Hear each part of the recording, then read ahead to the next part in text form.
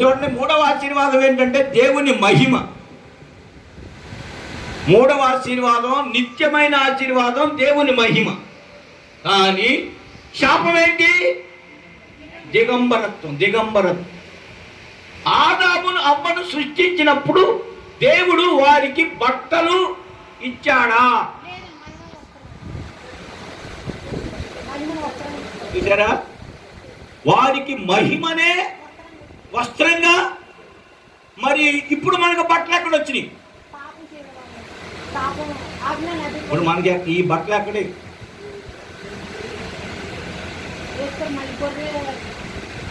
అర్థమైందండి?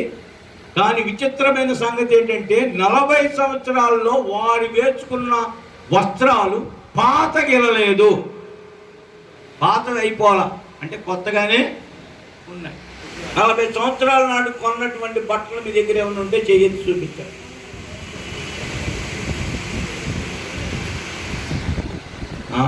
ప్రాక్టికల్గా అడుగుతున్నానే, ఉండవా?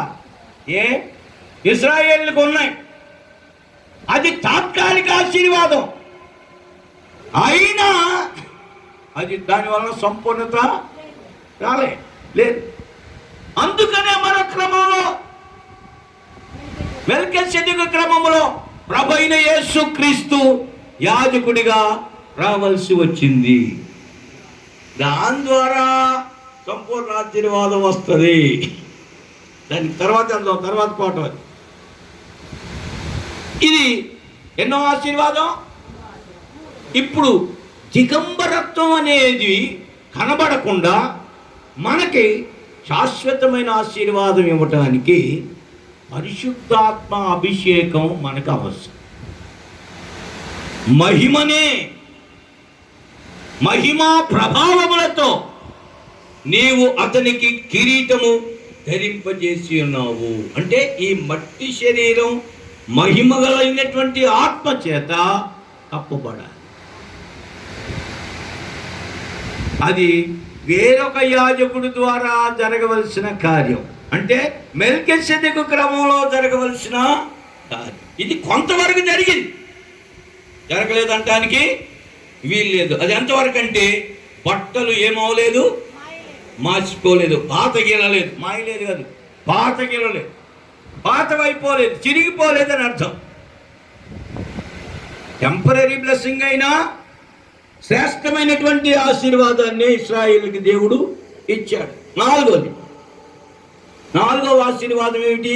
నిర్గమాకాండం 23:20. ఇదిగోండి, సహవాసం, ఫెలోషిప్. దీని స్థానంలో ఆశీర్వాదం పోయి ఖడ్గం అనే శాపం వచ్చింది. ఈ ఖడ్గం అనేది శత్రుత్వం, ఖడ్గ జ్వాల. ఖడ్గంతో శత్రువు యుద్ధం చేస్తాడు. ఇక్కడ సహవాసము అనేది చదువునా? ఇదిగో త్రోవలో నిన్ను కాపాడి నేను సిద్ధపరిచిన చోటునకు మిమ్మును పంపించుటకు ఒక దూతను నీకు ముందుగా పంపుచున్నాను. Praise the lord. యెహోషువ 22:8 కూడా చదవండి. యెహోషువ గ్రంథం 22వ అధ్యాయం 8వ వాక్యం. నేను మిక్కిలి కలిమి గల వారే అతి విస్తారమైన పశువులతోను, వెండితోను, బంగారుతోను, ఇత్తడితోను, ఇనుముతోను, అతి విస్తారమైన వస్త్రములతోనూ తిరిగి మీ నివాసములకు వెళ్ళుచున్నారు. మీ శత్రువుల దోపుడు సొమ్మును మీరును మీ సహోదరులను కలిసి పంచుకొనుడి. ఇది జయ జీవితం. దేవునికి స్తోత్రం. విజయం. ఇశ్రాయేలులకు శత్రువులపై ఏమిచ్చాడు ఆయన? జయమిచ్చాడు. వారి ప్రయాణంలో, యాత్రలో ఎంతో మంది శత్రువులు లేచారు. కానీ దేవుడు వారికి సహవాసంగా ఉండి వారి పక్షాన దేవుడే యుద్ధం చేసి సహవాసం ద్వారా జయం అనుగ్రహించాడు. దేవునికి స్తోత్రం. కానీ అదే మనం సాధారణమైనటువంటి విజయమా? కానీ కాదు. అస్సలైన ముఖ్యమైన శత్రువులు ఎవరంటే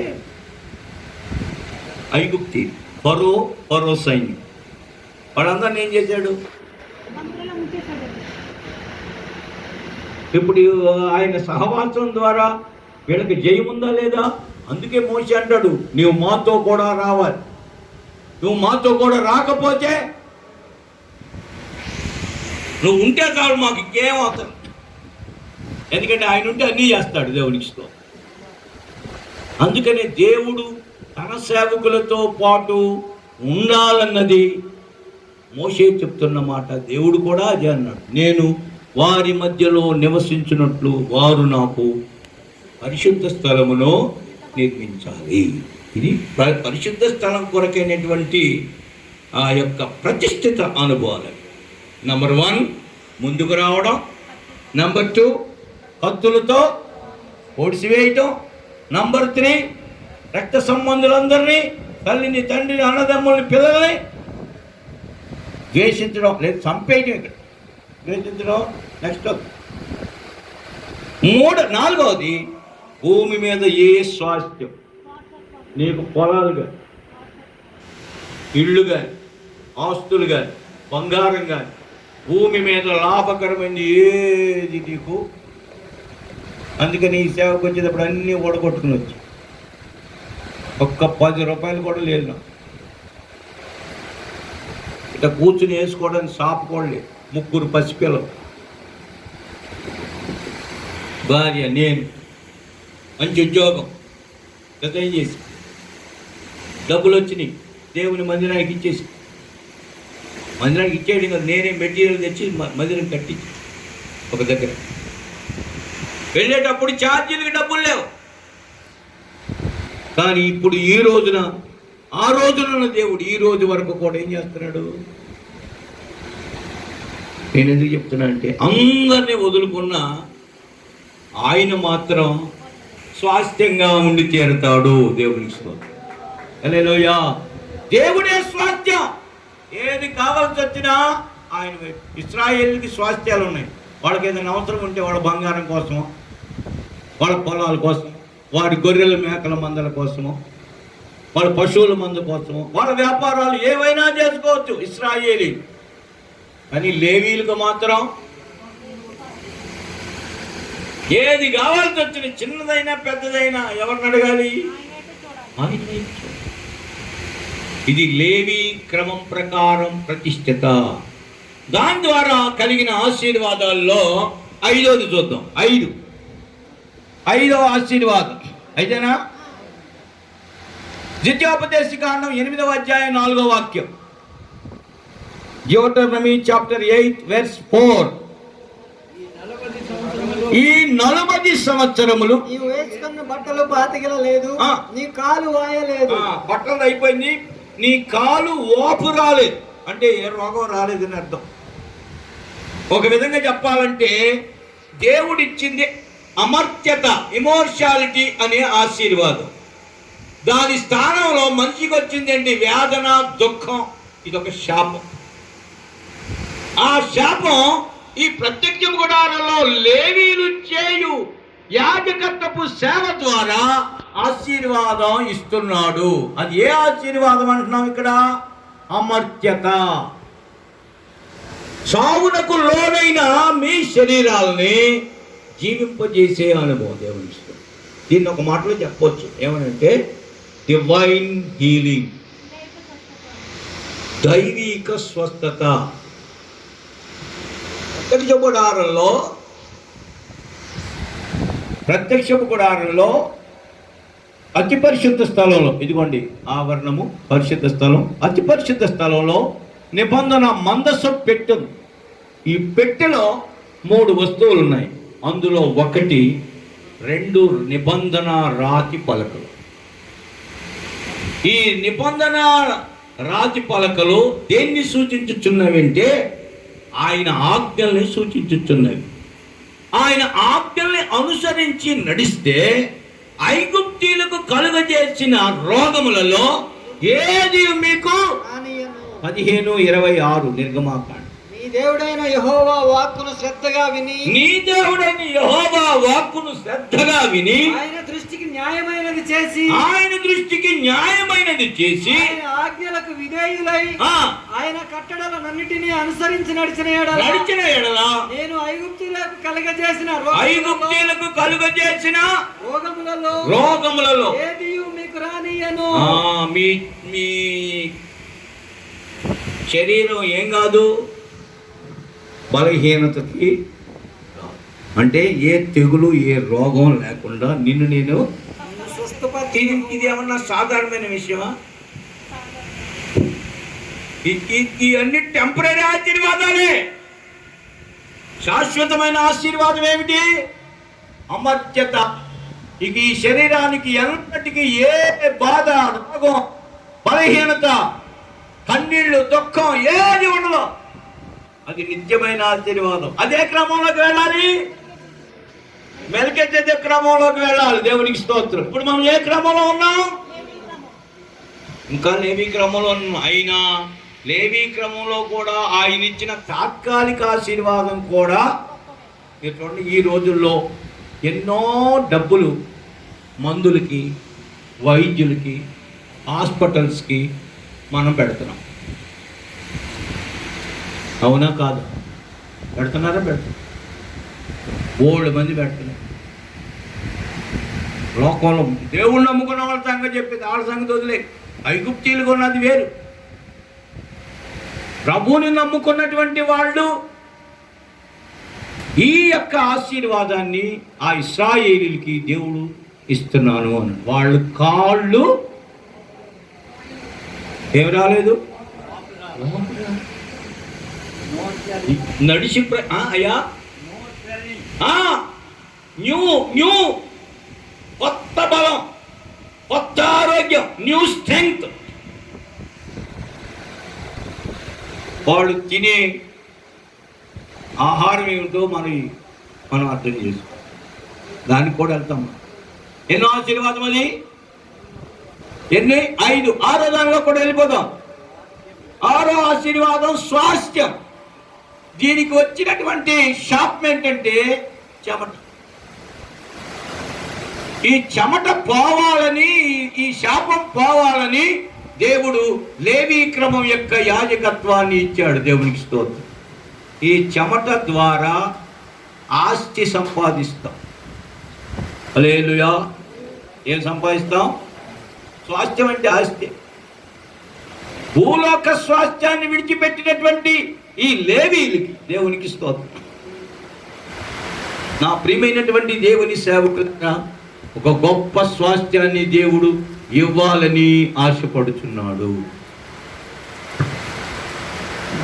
ఈ స్వాస్థ్యం అనేది వీళ్ళకి ఎలా వచ్చింది? చెమటకు బదులు వాళ్ళకి మేఘము క్రింద చల్లని వాతావరణం. చల్లని వాతావరణంలో చెమట వస్తుందా? ఎండలో చెమట వస్తుందా? చదవండి ఆ వాక్య భాగం ఒకటి ఇస్తాను. నిర్గమాకాండం 40వ అధ్యాయం 36వ వాక్యం, 38వ వాక్యం కూడా చూడొచ్చు. మేఘము మందిరము మీద నుండి పైకి వెళ్ళినప్పుడు, మేఘము మందిరము మీద నుండి పైకి వెళ్ళినప్పుడెల్లను ఇశ్రాయేలీయులు ప్రయాణమైపోయిరి. ఇదే వారి ప్రయాణ పద్ధతి. ఆ మేఘము పైకి వెళ్ళని ఎడల అది వెళ్ళు దినం వరకు వారు ప్రయాణము చేయకుండిరి. మేఘము అనేది ఒక కూలింగ్, చల్లని వాతావరణం, ఒక విధంగా మహిమా విధానం. ఏమండి, మేఘం ఎన్ని రోజులు ఉంటుంది? మహా ఉంటే వర్షకాలం. ఇందాక వాయు కొట్టుడు కొట్టింది ఎండ. చెమటలుగా. అందుకే మీ కైకులూరుకి వస్తే ఎందుకో చెమటలు నాకే వస్తాయో మీకు వస్తాయో నాకు తెలియదు. అందరికంతేనా? ఈ భయంకరమైన ఎండల్లో ఇక్కడ కంటే ఘోరమైంది అది ఇసుక ప్రాంతం, ఎడారి ప్రాంతం. ఇశ్రాయేలీయులు 40 సంవత్సరాలు ప్రయాణం చేసి, ఆ 40 సంవత్సరాలు ఇశ్రాయేలీయుల ప్రయాణంలో ప్రియమైన దేవుని బిడ్డలారా, వారికి పైగా ఏముంచాడు దేవుడు? ఇప్పుడు ఎన్ని ఏసీలు పెట్టినా, ఎన్ని ఏసీ బిల్లు కట్టినా, బిల్లు ఎంత కట్టారు ఇశ్రాయేలీయులు? Bill no bill, zero. Bill లేదు, చల్లని వాతావరణం. ఇది గొప్ప ఆశీర్వాదమా కాదా? 7వది కూడా టక్కని చెప్పేసి మెల్కీసెదెకు క్రమంలోకి వెళ్ళిపోదాం. దేవునికి స్తోత్రం. వెళ్దామా వద్దా? తర్వాత వెళ్దామా? వెళ్దాం. రైట్. 7వది నిత్య జీవం. ఈ నిత్య జీవానికి కారణం ఏమిటయ్యా బాబు అంటే శాపం, మరణం. దేవుడు నిత్య జీవాన్ని ఆశీర్వాదంగా ఇస్తే మరణం అనేది శాపంగా వచ్చింది. ఈ మరణం వీళ్ళు చావకుండా ఇశ్రాయేలీయులకు దేవుడు మన్నా ఇచ్చాడు. దేవునికి స్తోత్రం. 40 సంవత్సరాల్లో ప్రతిరోజు వాళ్ళ ఆహారానికి దేవుడు మన్నానే ఇచ్చాడు. దేవునికి స్తోత్రం. హల్లెలూయా. చెప్పాలి గట్టిగా. మనకి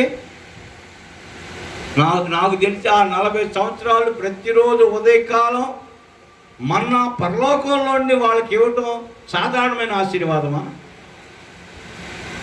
చెప్పండి. కాదు,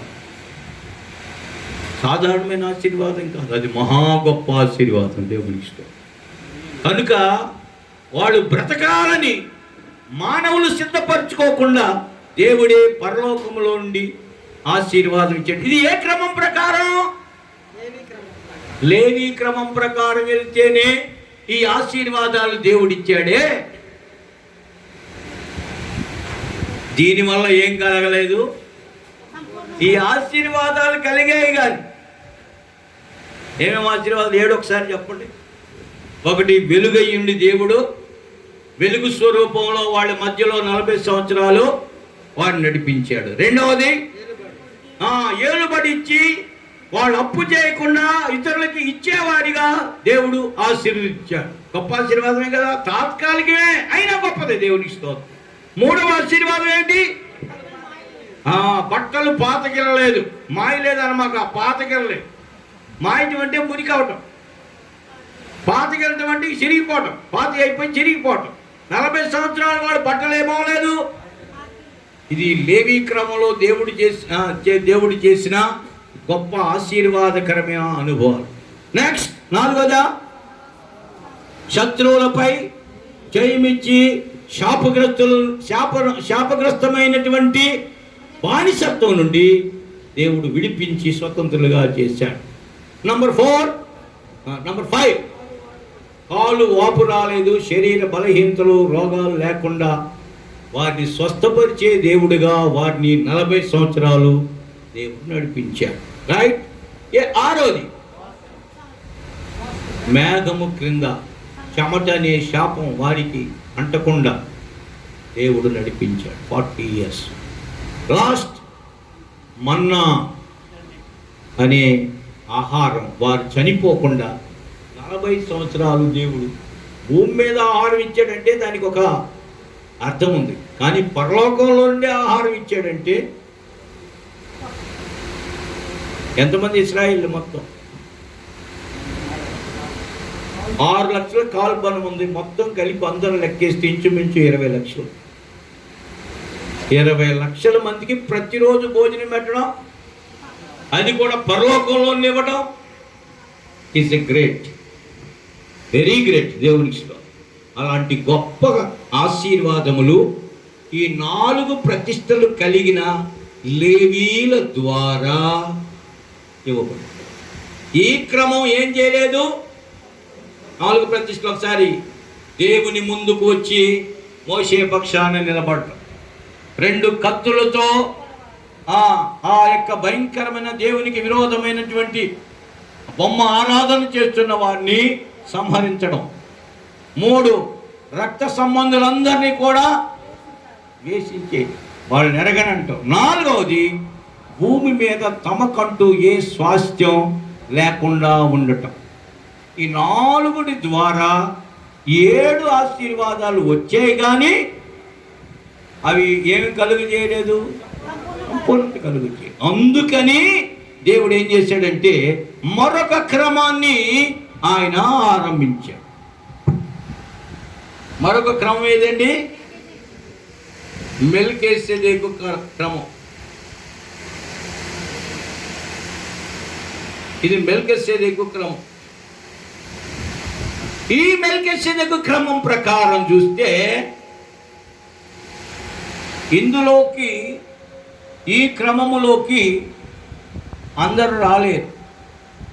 ఈ క్రమం ప్రకారం చూస్తే ప్రత్యక్షపు గుడారంలోనికి లేవి వంశములో పుట్టిన వాళ్ళు మాత్రమే వెళ్ళాలి. అన్యుడు సమీపించిన ఎడలా ఏమవుతుంది? మరణశిక్ష. అన్యులంటే ఎవరు? లోకంలో ఉన్న అన్యులు కాదు. లేవీలు కాని వాడెవడో, ఇశ్రాయేలులో మిగిలిన వాడు ఎవరైనా అన్యులే. వాళ్ళు ఇక్కడ వరకే పరిమితి. ఎక్కడి వరకు?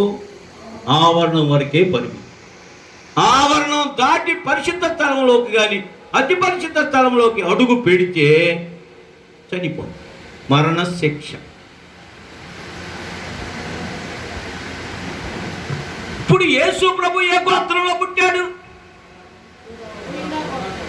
మన ప్రభు యోధా గోత్రంలో పుట్టనని అను మాట నిజమే. ఎబ్రీ పత్రిక 7వ అధ్యాయంలో మీరు చూడండి, ఎన్నో వాక్యం. మన ప్రభు యోధా గోత్రములో పుట్టినను మాట అని 14వ వాక్యం. మన ప్రభు యోధా సంతానమందు జన్మించిన, మన ప్రభు యోధా సంతానమందు జన్మించినను మాట, జన్మించిననుట స్పష్టమే. జన్మించిననుట స్పష్టమే అంటే ఎందులో పుట్ల? లేవి గోత్రంలో పుట్ల. పుట్టకుండా నువ్వు పరిశుద్ధ స్థలం అతి పరిశుద్ధ స్థలంలోకి వెళ్ళే హక్కు ఉందా?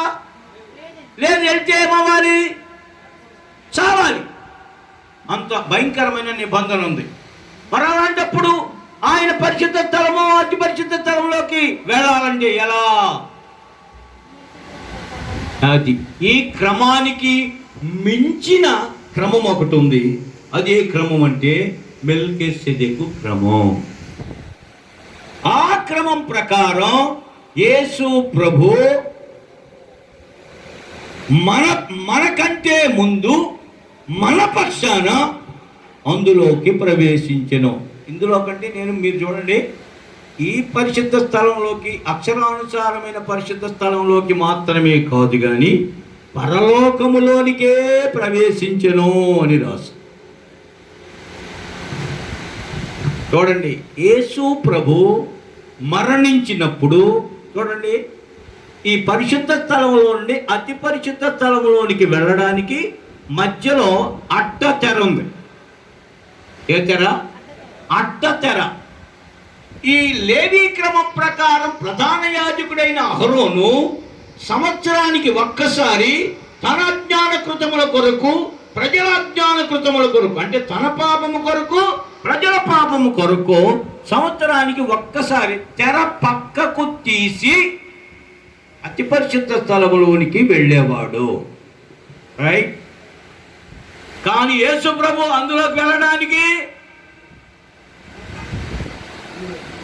లేవీ క్రమం ప్రకారం ఏమి లేదు, అర్హత లేదు. అందుకని యేసు ప్రభుని గురించి ఏం రాశాడంటే, నిరంతరము మెల్కీసెదెకు క్రమము ప్రకారము యాజకుడుగా మారుచున్నాడు. మొదటిదేమో లేవీ క్రమం ప్రకారం అహరోను. లేవీలు ఆయన ముందుకొచ్చినందుకు, హత్తుల చేత ప్రజల్ని సొంత వాడిని చంపినందుకు, రక్త సంబంధులను తనవాళ్ళు కాదన్నందుకు, స్వాస్థ్యం భూమి మీద మాకు ఏది అవసరం లేదు, దేవుడే స్వాస్థ్యం అనుకున్నందుకు వారికి యాజకత్వపు సేవ ఇచ్చాడు. మనం ముందే చెప్పుకున్నాం, యాజకత్వపు సేవ ఎందుకు? ఆశీర్వాదాన్ని స్వతంత్రింపజేయడానికి దేవుడు యాజకత్వపు సేవను ఇచ్చాడు. ఆశీర్వాదాన్ని స్వతంత్రింపజేసుకోవడం ఏంటి? ఆదిలో దేవుడిచ్చిన 7 సంపూర్ణమైన ఆశీర్వాదాలు, దేవుని స్వరూపం, ఏలుబడి, దేవుని మహిమ, దేవునితో సహవాసం, అమర్త్యత, స్వాస్థ్యం, నిత్య జీవం, ఇవి 7 ఆశీర్వాదాలు మానవుడు సృష్టించబడినప్పుడు దేవుడు మానవునికి ఉచితంగా ఇచ్చాడు. దేవుడు ఆజ్ఞాతిక్రమం వల్ల ఈ 7 ఆశీర్వాదాలు కూడా పోయాయి. ఈ 7 శాపాలు వచ్చాయి. దేవుని స్వరూపం స్థానంలో ముళ్ళు, ఏలుబడి స్థానంలో శాపం, బానిసత్వం, దేవుని మహిమా స్థానంలో దిగంబరత్వం, సహవాసం స్థానంలో ఖడ్గం, అమర్త్యత స్థానంలో వేదన దుఃఖం, స్వాస్థ్యం స్థానంలో చెమట, నిత్య జీవం స్థానంలో మరణం. ఇప్పుడు ఇవి తొలగిస్తేనే గాని ఈ ఆశీర్వాదం మరలా రాగలదు. అవి తొలగించడానికి ఇదిగో ఈ లేవీల్ని పరలోక సంబంధమైన వస్తువుల ఛాయారూపకమైన గుడారములోకి యాజకత్వం చేయడానికి అనుమతించాడు. ఆ యాజకత్వం వల్ల ఇప్పుడు మీకు చెప్పిన ఆశీర్వాదాలు వచ్చాయి, కానీ అవి టెంపరీ. లేవి యాజకత్వం తాత్కాలికమైన ఆశీర్వాదాలనే ఇచ్చింది, అవి గొప్పవే. వాటికంటే మరి శ్రేష్టమైన ఆశీర్వాదం మానవునికి మరలా ఈ సంపూర్ణ ఆశీర్వాదాలు ఇవ్వాలి అంటే మానవుడు అది పొందడానికి వేరొక క్రమం అమలులోకి దేవుడు తీసుకొచ్చాడు. ఆ క్రమాన్ని ఏ క్రమం అన్నారు? మెల్కీసెదెకు క్రమం. మెల్కీసెదెకు క్రమము ప్రకారం యేసు ప్రభు యాజకుడుగా వచ్చాడు. మెల్కీసెదెకు యేసు ప్రభు కాదు, మెల్కీసెదెకు క్రమము ప్రకారం యేసు ప్రభు. చదవండి ఆ వాక్య భాగం. ఎబ్రీయులకు రాసిన పత్రిక 7వ అధ్యాయం 17వ వాక్యం. నీవు నిరంతరము మెల్కీసెదెకు క్రమము చొప్పున యాజకుడవై ఉన్నావు. మెల్కీసెదెకు యాజకుడై ఉన్నాడా? యాజకుడే. నేను మీకు ముందే చెప్పా, ఒక బలి జరిగింది. ఆ క్రమం చొప్పున ఆ క్రమములో వేరొక యాజకుడుగా యేసు ప్రభు వస్తున్నాడు. రైట్? అర్థమైందా? అర్థం కాదు. ఈ మెల్కీసెదెకు క్రమములో ఉన్న ప్రతిష్ఠితలో చూడండి, 2-3 చెప్తాను, ఎక్కువ చెప్తాను. యేసు ప్రభు మెల్కీసెదెకు ఎవరంట? తల్లిదండ్రులు లేనివాడు.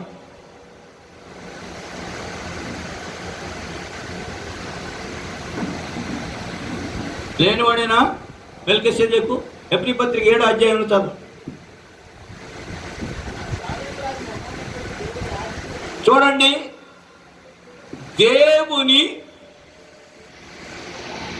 దేవునికి యాజకుడు.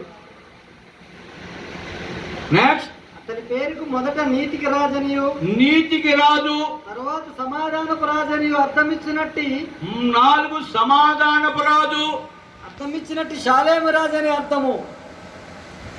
అతడు తండ్రి లేనివాడు, తల్లి లేనివాడును, వంశావళి లేనివాడు. ఇదిగోండి, వంశావళి లేదు. జీవిత కాలమునకు ఆది అయినను జీవమునకు అంతమైనను లేనివాడునై ఉండి, అంతం లేనివాడు, దేవుని కుమారుని పోలి ఉన్నాడు. 7వది, దేవుని కుమారుని పోలినవాడు. పోలిక. 7 కార్యాలు మెల్కీసెదెకులో ఉన్నాయి. రైట్? కొంచెం శ్రద్ధ వహించాలి. ఈ మెల్కీసెదెకులో ఉన్న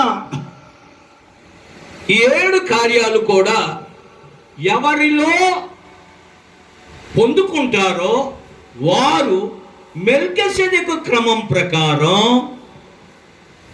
అతి పరిశుద్ధ స్థలములోకి, అంటే పరలోకము యొక్క లోపలికి ప్రవేశించి నిత్యమైన సంపూర్ణ 7 ఆశీర్వాదాలు పొందుకునేదానికి అర్హులుగా మారుతారు.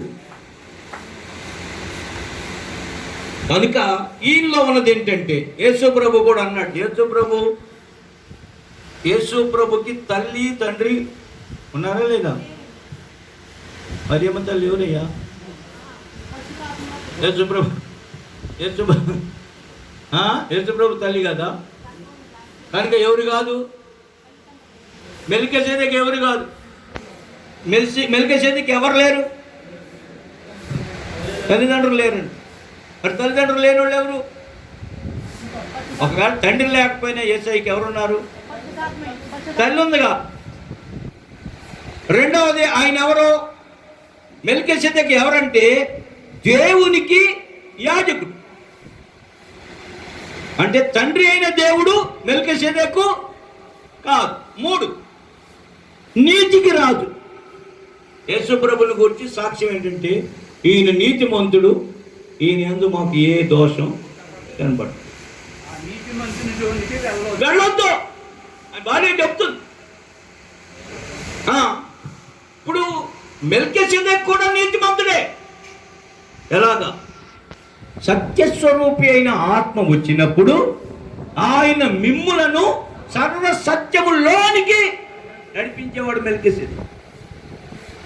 ఈ సత్యం వలన లేక సత్యవాక్యమును గైకొనటం వలన మనిషి నీతిమంతుడిగా మార్చబడుతున్నాడు. కనుక మెల్కీసెదెకు ఎవరయ్యా అంటే నీతికి రాజు, 2 సమాధానపు రాజు. యేసు ప్రభు చంపబడబోతున్న సమయంలో భయంకరమైన విరోధంగా ఉన్న రాజులు సమాధానపడ్డారు. శాస్త్రులకి, పరిసయ్యులకి, సద్దుకయ్యులకి పడదు, యూదులకి పడదు. వాళ్ళకి లోపల చాలా గొడవలు ఉన్నాయి. ఒకడేమో పునరుద్ధానం ఉందంటాడు, ఒకడు పునరుద్ధానం లేదంటాడు. ఇలాగా రకరకాలుగా ఒకడేమో యూదులు పేరేంటి పన్ను కట్టాల్సి, కైసరిగా పన్ను కట్టమంటాం వద్దంటాం అంటాడు. పన్ను కట్టాలని కొంతమంది అంటారు, వద్దంట. ఇలాంటివి చాలా ఉన్నాయి. ఇవి ఎన్ని గొడవలు వాళ్ళల్లో ఉన్నా యేసు ప్రభుని సిలువ వేయాల్సి వచ్చేసరికి మొత్తం ఏకమయ్యేది. మీకు అర్థమైందా? యేసు ప్రభు వచ్చి వాళ్ళందరికీ ఏం కలుగు చేశాడు? శత్రుత్వాన్ని తీసేసి. జాన్ హెన్రీ తన కామెంట్లో ఏం రాస్తాడంటే, నక్కలకి, సంసోను పట్టుకుని ముడేసిన నక్కలకి తోకల్లో ఐక్యత ఉందండి, మొఖాల్లో ఐక్యత లేదు. తోకలు ముడెత్తి ఈ మొక్క ఇటు ఉన్నది, తోక మాత్రం కలిసి. తోక అంటే అబద్ధం. అబద్ధంగా యేసు ప్రభుని చంపడానికి తోకలన్నీ ఏకమయ్యారా లేదా? మరి మొఖాలు మాత్రం, మొఖాల్లో ఐక్యత లేదు, తోకల్లో ఐక్యత. అందరూ కలిసి యేసు ప్రభుని సిలువ వేయాలి. అందుకే ఆయన సమాధానపు రాజు. శిష్యులకు కూడా చెప్పాడు, మీరు ఎక్కడికి వెళ్తాడో అక్కడ సమాధానం కలుగునుగా, కానీ సమాధానాన్ని ప్రకటించమని చెప్పాడు. నా శాంతినే నేను మీకు అనుగ్రహించి వెళుచున్నాను అని చెప్పాడు. కనుక యేసు ప్రభు, పరిశుద్ధాత్మ దేవుడు కూడా సమాధానపు రాజే. అర్థమవుతుందండి? దేవుని ఆత్మ ఎప్పుడైతే మన మీదకి వస్తుందో ఆయన మనిషికి శాంతిని అనుగ్రహిస్తాడు. పల్లానికి దిగు పశువులు ఏ విధముగా అయితే విశ్రాంతిని పొందుతాయో, ఎత్తెక్కేటప్పుడు కాదు, పల్లమునకు దిగు పశువులు విశ్రాంతి పొందినట్లుగా ఆత్మాభిషేకం పొందుతున్న మెల్కీసెదెకు క్రమంలోకి వచ్చుచున్న వారికి దేవుడు సంపూర్ణ సమాధానం ఇచ్చుచున్నాడు. దేవుడు కానీ అదే ఈ లేవి క్రమంలో ఏమి లేదు, కొంతవరకే వచ్చింది సమాధానం. కానీ మెల్కీసెదెకు క్రమంలో తర్వాత ఆయన వంశావళి లేనివాడు. మెల్కీసెదెకు వంశావళి లేదు. యేసు ప్రభుకి వంశావళి ఉందా? ఉంది. యోధా గోత్రంలో పట్ల మెల్కీసెదెకు వంశావళి లేదు. అందుకనే ఆయన పరిశుద్ధాత్మ దేవుడు అని చెప్పుకోవడానికి మనకి ఆధారం దొరుకుతుంది. యేసు ప్రభు యోధా గోత్రులు చదివారు ఇందాక, యోధా వంశమునందు జన్మించిన మాట. మరి మెల్కీసెదెకు ఏ గోత్రంలో పుట్టాడు? లేవి గోత్రం. ఏ గోత్రంలో ఆయన గోత్రమే లేదు. కానీ ఆ క్రమం చూడండి, మెల్కీసెదెకు అంటే పరిశుద్ధాత్ముడు, మెల్కీసెదెకు క్రమము అంటే పరిశుద్ధాత్మ ద్వారా పరిశుద్ధపరచబడ్డాడు. ఇప్పుడు యేసు ప్రభుని గురించి మెల్కీసెదెకు క్రమంలో ఎలా వచ్చాడో 2-3 మాటలు చెప్తాను. ఒకటి, యేసు ప్రభు మెల్కీసెదెకు అయిన పరిశుద్ధాత్మ ద్వారా మరియ గర్భములో పరిశుద్ధాత్మ ద్వారా మరియమ్మ గారు గర్భవతి అయింది. మెల్కీసెదెకు అంటే వేరర్థం తీసుకోకూడదు. పరిశుద్ధాత్మ నిన్ను కమ్ముకొను, సర్వోన్నతుని శక్తి నిన్ను కమ్ముకొను, పుట్టబోవు శిశువు పరిశుద్ధుడై, అక్రమం కాదు. పరిశుద్ధాత్మ పేరులో ఉంది. పరిశుద్ధాత్మ దేవుడు మరియమ్మ తల్లి గర్భములో యేసు క్రీస్తుకి రూపం కలుగునట్టుగా సహాయం చేశాడు. రైట్? పుట్టాడు, పెరిగాడు. తాను కూడా వడ్రంగి పనిలో తన తండ్రితో కూడా నేర్చుకున్న అవన్నీ విడిచిపెట్టి వచ్చేసాడు. వచ్చి ఆయన బాప్తిస్మం ఇచ్చి యోహాన్ దగ్గర నీటి బాప్తిస్మం పొందాడు. ఆయన ఏమన్నాడు? నీ వల్లే నేను బాప్తిస్మం పొందవలసి ఉండగా నన్ను బాప్తిస్మం ఇమ్మని అడుగుతున్నావా అన్నాడు. అప్పుడు ఆయన ఏమన్నాడు? నీతి యావత్తు ఇలాగూ నెరవేర్చబడటానికి ఇప్పటికీ కానిమ్ము. అంటే ఇది క్రమం.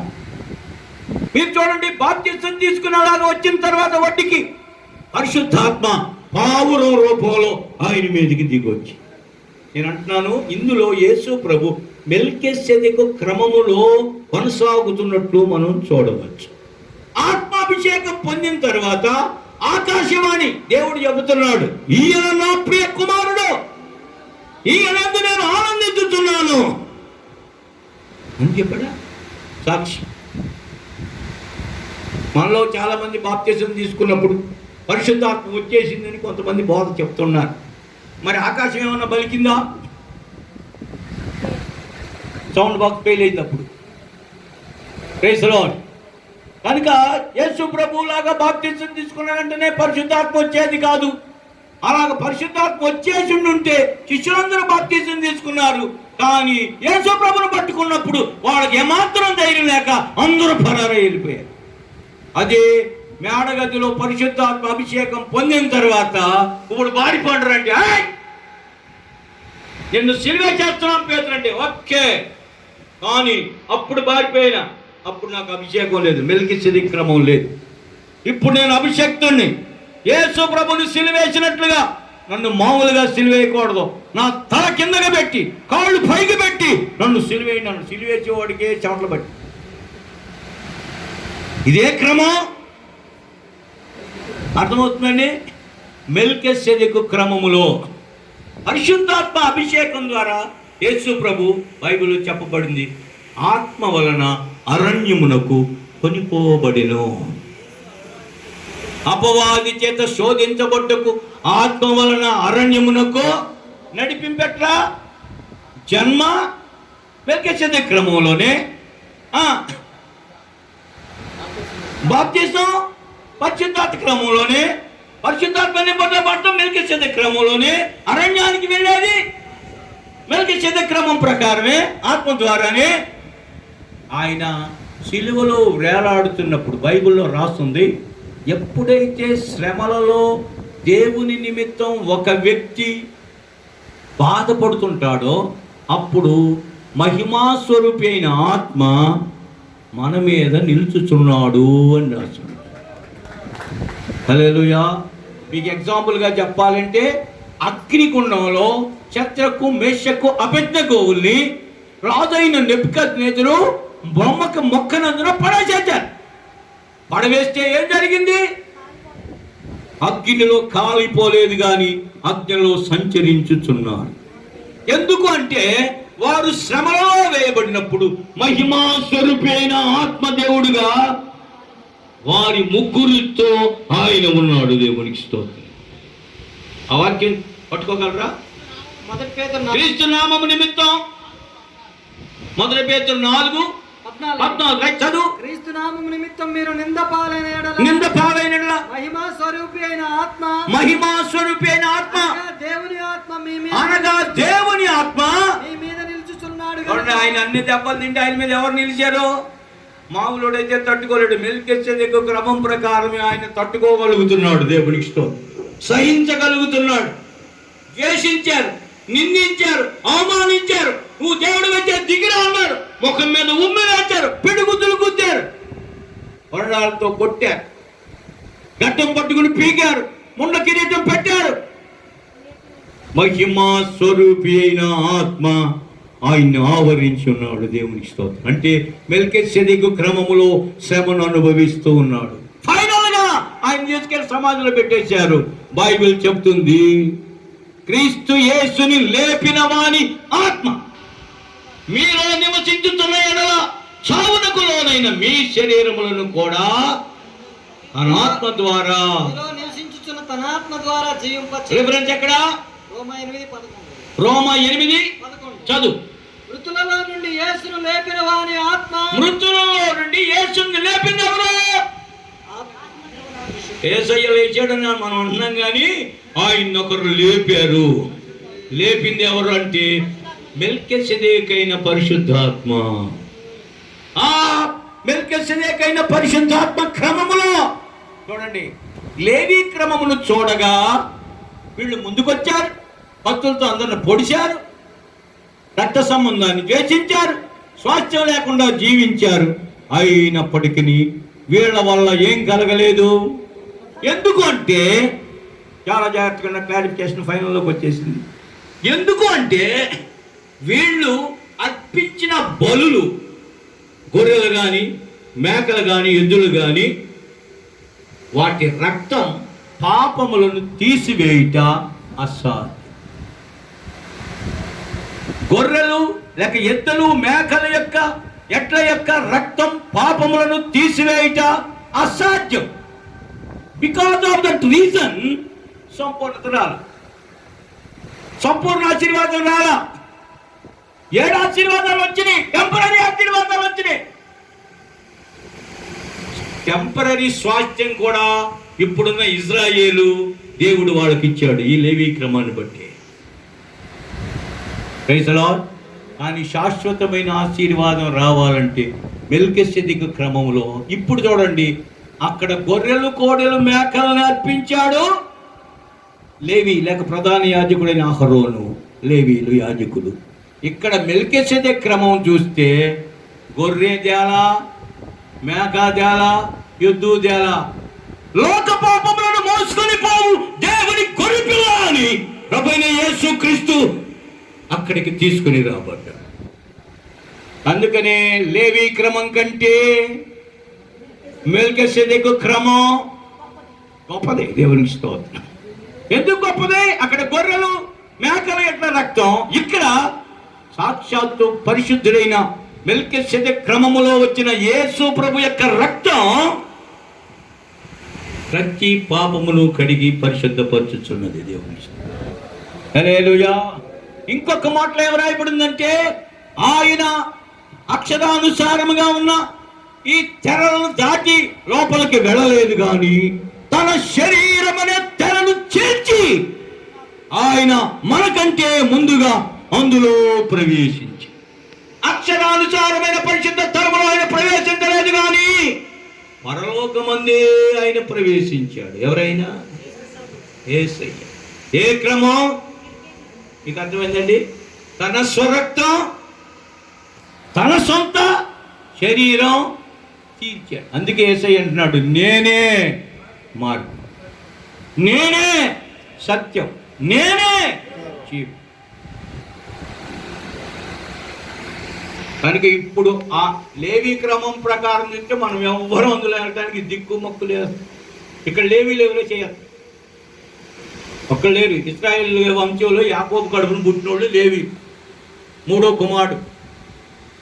ఇక్కడ ఎవరు లేరు. లెక్క ప్రకారం మనం బైబిల్ ధర్మశాస్త్రం పట్టుకోవడానికి కూడా అధికారం లేదు. ఇప్పుడు మరి ఏ క్రమం ప్రకారం మనం అధికారం పొందుకోవచ్చు? అది ఈ క్రమంలోకి రావాలి. అప్పుడు సంపూర్ణ ఆశీర్వాదం మనకు దొరుకుతుంది. మనకు మాత్రమే కాదు, మన బోధ విన్న వారందరికీ దొరుకుతుంది, మన ఉపదేశాన్ని అనుసరించిన వారందరికీ దొరుకుతుంది. ఈ క్రమం ప్రకారం కాక వేరే ఏ క్రమములో వెళ్ళినా సంపూర్ణ ఆశీర్వాదం మానవునికి దొరకనే దొరకదు. అందుకే మనకు ఒక గర్వం లేదా అతిశయం లేక హెచ్చించుకోదగినటువంటి అనుభవం ఏంటంటే, లోపల అతిశయించదగిన అనుభవం మనకు మెల్కీసెదెకు క్రమాన్ని మన యేసయ్య ఇచ్చి మనం అందులో ప్రవేశించడానికి, మన వెనక వచ్చు వారిని కూడా అందులో ప్రవేశించడానికి మార్గాన్ని సరళం చేశాడు.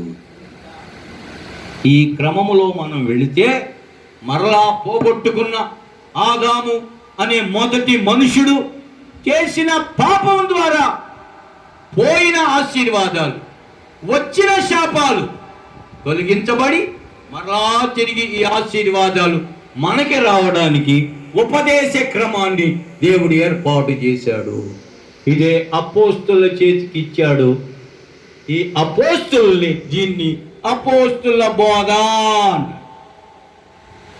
ఈ బోధనే కపటము లేని బోధ, మోసము లేని బోధ, ధనాపేక్షను కప్పిపుచ్చని బోధ అని పౌలు చెప్తున్నాడు. ఇందులోనే మారు మనసు, ఇందులోనే నీటి బాప్తిసం. మీరు చూడండి, ఇది చూస్తే ఇవన్నీ, ఈ శాపాలన్నీ యేసయ్య మీద పడ్డాయి, యాజకుని మీద పడలా. ప్రత్యక్ష గుడారంలో లేవీ క్రమంలో యాజకత్వం చేసిన వాడి మీద పడలా, ఆయన మీద వేసుకోవాలా. తెచ్చిన గొర్రెలు నరికి మళ్ళీ ఆ రక్తాన్ని తీసుకెళ్ళి ప్రొక్తించి దాని మాంసం అంతా తిన్నాడు. కానీ ఆశీర్వాదం టెంపరీగా వచ్చింది. టెంపరీ ఆశీర్వాదాలు కూడా మహా గొప్పగా ఉన్నట్టు ఇప్పుడు 7 ఆశీర్వాదాలు చూసాం. అయినా అవి తాత్కాలికమైనవే. మనకి శాశ్వతమైన ఆశీర్వాదాలు మరలా దేవుడు ఇవ్వడానికి యాజకత్వపు సేవను దేవుడు మనకిచ్చి ఈ ఆశీర్వాదాలు మనకు సంప్రాప్తింపచేయుచున్నాడు. హల్లెలూయా. మీలో కొంతమందికైనా అర్థమైందని అనుకుంటున్నాను. చాలా ఆశీర్వాదకరమైన అనుభవాలు ఇవన్నీ కూడా బాగా లోతుగా ఉపవాస దీక్షలో ఆయన పవిత్ర లేఖనాలను శోధించి పరిశోధించి ఒక లేఖనానికి ఒకటి పొందుపరిచి దీని భావాన్ని మీకు వ్యక్తం చేయడం జరుగుతున్నది. దానిలో నేను మీకు చెప్పినది ఏది వాక్యపు ఆధారం లేకుండా నా సొంత ఆలోచనతో చెప్పలేదు. ప్రతి దానికి వాక్యపు రెఫరెన్స్ ఉంది.